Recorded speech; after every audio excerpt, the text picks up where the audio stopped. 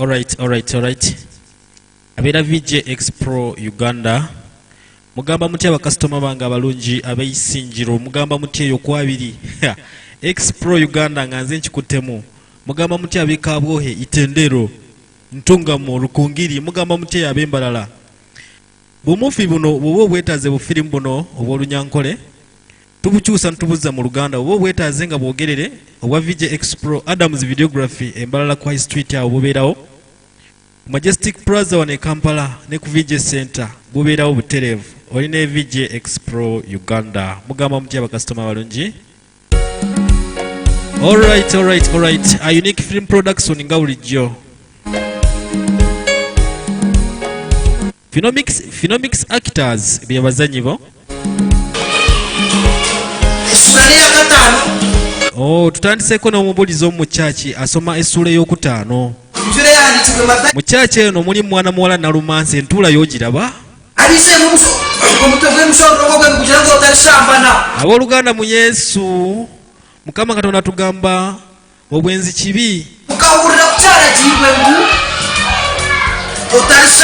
Mwawulira bukyagambibwa nti obwenzi kibi nnyo. Toyendanga owooluganda mu Yesu. Naye Nalumansi ono yazze kusaba kweri. Wetegereze nnyo Nalumansi ono. Bw'omuvubuka n'otunuulira omuwala ng'oyo n'omukuba eriiso muli mu kyaki. Bannange tunulira Nalumansi. Nalumansi anaagenda mu ggulu ono.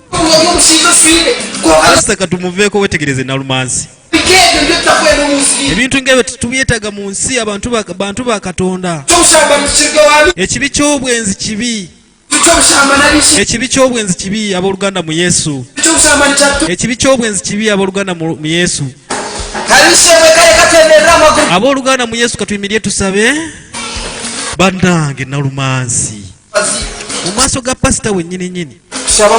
Mukama Katonda tukusabye ekibi ky'obwenzi okituggyeemu Mukama. Ebyo byonna bitujjemu Mukama. Amiina. Twakusaba twekikiriza. Amiina. Wetegereze nnyo Nalumansi ono.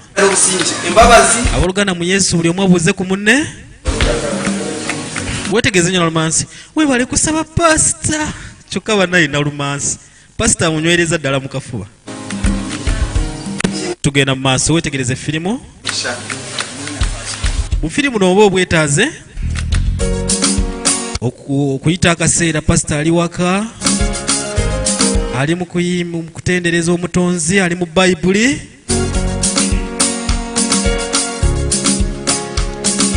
Oba obwetaaze bubeerawo ku Adams Videography embalala ku High Street. Tuba tukyali awo nga Nalumansi asonzi. Bannaye tunuulira firimu.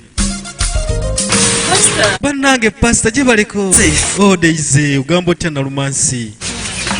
Akatebe kakano waneeno tulirako wano Nalumansi. Nalumansi ono mission yali emulese ebyokunywa bya pasita byasanga ku mmeeza ng'ali mu kubinywa n'asooka abiteekamu eddagala. Wetegereze nnyo firimu. Ate n'akwata Bayibuli kituufu ekyo. Wetegereze firimu. Owooluganda mu Yesu. Mukama yeebazibwe zikundabako.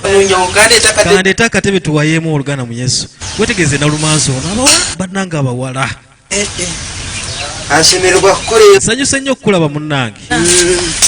Balijja bawanyu. Bali bulungi abeeka. Pasita mbutuufu leero mbutuufu osomye bulungi nnyo. Yenna ekigambo kya Katonda kinyingidde nkinkwata ku mutima nzena. Soma kitabo ki? Pasita amala okunywa obwati. Naba kyuba. Mbadde kyuba.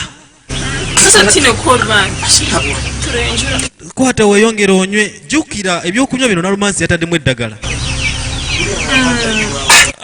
Ddamu onywe pasita nywa.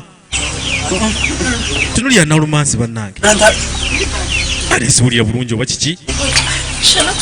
Pasita mpozi nkutwale mbuli tugende tuwummulemu. Ng'asitula pasita wetegeze Nalumansi. Baba bayingira bati. N'agenda nga yeesima tunulira Nalumansi ono. Bannange abawala. Abawala mwenna kimukola kibeera kituufu. Wagenda okuyita akaseera.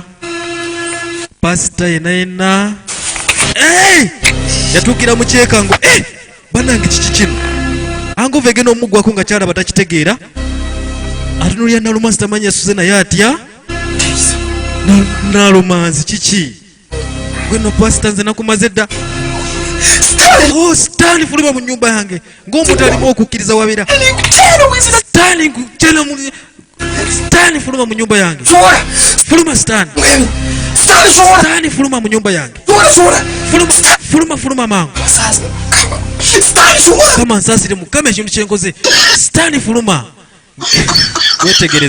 wetegereze komedero nkaweereza abapasita mwenna nga mwesiga abawala abajja ababalimbalimba mujje mubasabire nkaweereza abapasita mwenna mbakubiriza mwetegereze nnyo si buli muntu ajja okumusabira nti abeera mutuufu ninzira mulingamba ku bawala mwenna abakema abapasita tekibeera kirungi mu maaso ga Katonda oba ogenda kwokebwa muliro tekikkirizibwa obwenzi kibi akuuma takumira mpeera abadde VJ Expro Uganda.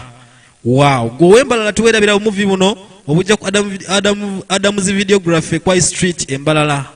Okay, all right.